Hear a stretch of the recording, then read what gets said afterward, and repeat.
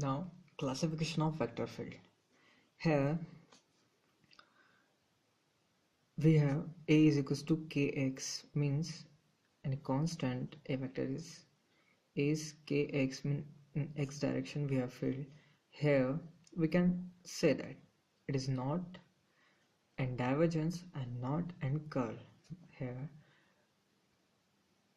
directly we find that it is not in divergence, that is del dot of a is equals to 0, and curl of a is equals to 0. That means it is not in neither nor divergent nor curl. Now come to this means a is equals to kr. Okay, a is equals to kr. Here it is divergent, means field is divergent.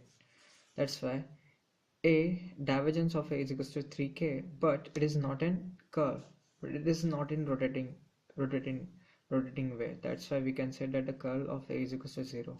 Come to this, here it is in rotating nature. That's why we can say that it is in curl but not in divergence. It is not divergent like that. Here both divergence and curl exist. That's why a dot del dot a is equals to 3c, means non-zero, and del cross of a is equals to 2k, which is non-zero. This is how the classification of vector fields. Now come to the solenoidal. If,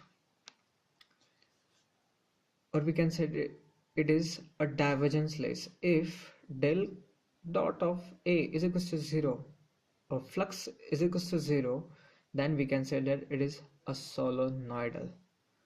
Okay, and again come to the next note, that if irrotational is there, then the curl of a is equals to 0, which comes under irrotational. This is how the classification of vectors on the basis of divergence, curl, and solenoidal and irrotational.